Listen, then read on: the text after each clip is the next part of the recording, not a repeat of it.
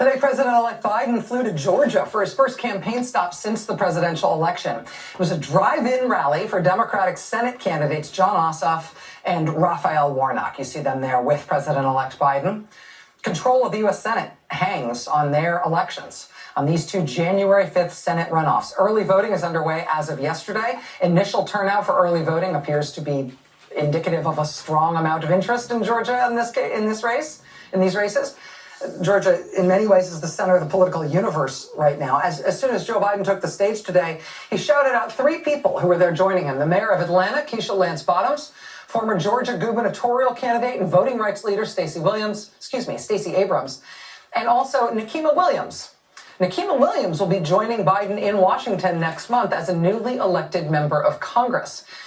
This past July, when beloved U.S. Congressman John Lewis died at the age of 80, an odd quirk in Georgia law meant that the Georgia Democratic Party had just 72 hours, they had just 3 days, to decide on who they wanted to nominate for his seat. I mean, the state of Georgia, the whole country was only just starting to mourn the passing of John Lewis, this icon of civil rights and American civic virtue, this moral giant who walked among us. But even in the initial flush of grief at his passing, Georgia Democrats had to make this lightning-fast decision about who they wanted to replace him on the ballot. And John Lewis's political allies, who knew him best, his party in his home state of Georgia, they chose State Senator Nikema Williams. She represents part of John Lewis's district in the Georgia Senate. Just a few months earlier, Nikema Williams had become the first black woman to be elected the leader of the Georgia Democratic Party.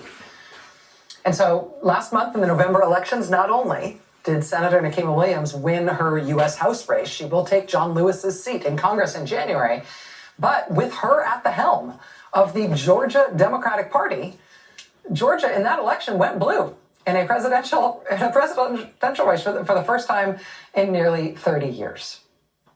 Yesterday, as one of Georgia's 16 Democratic electors, she cast her electoral college vote for Biden and Harris at Georgia's state capitol. Joining us now is Congresswoman-elect Nikema Williams, who was elected last month to the late John Lewis's congressional seat. Ms. Williams, it's great to see you. Thank you so much for making time to be here tonight.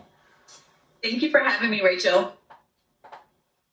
I imagine that you and other Georgia Democrats are somewhere between euphoric at what you were just able to do in the state of Georgia in the presidential race, and also on a tightrope in terms of the import of this difficult task you've got with these two U.S. Senate runoffs on January 5th. Let me just ask how you and your colleagues in the Democratic Party in Georgia are feeling and are doing right now.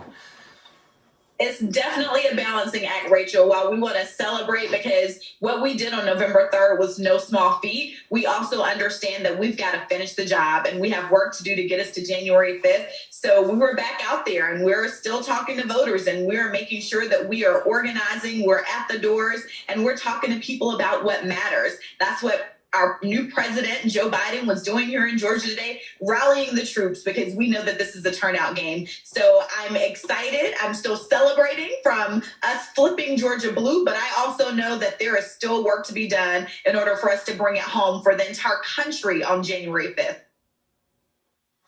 I have to ask how, if at all, how you and your colleagues have to adjust or account for or even make sense of some of the crazy dynamics that are happening on the other side, on the Republican side right now. I wanted to read you something from Politico.com today about President Trump and his influence on the Republican side in these upcoming Senate races. President Trump couldn't make it any clearer. He needs his supporters to fork over cash for the all-important Georgia Senate runoff elections. He wrote in one recent text message, "We must defend Georgia from the Dems. I need you to secure a win in Georgia."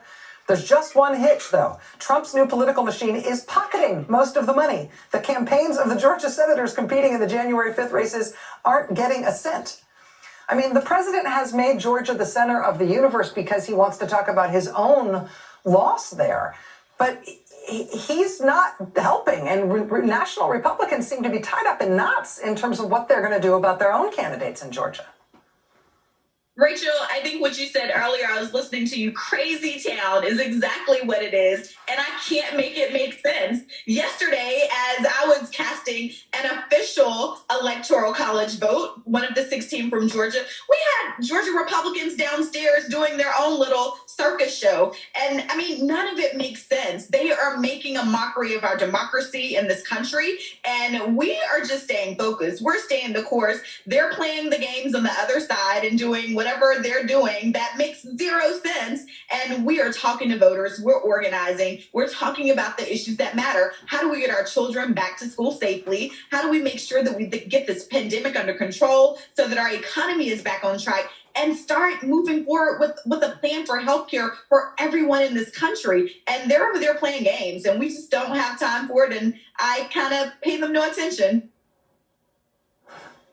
Congresswoman-elect Nikema Williams, the leader of the Georgia Democratic Party.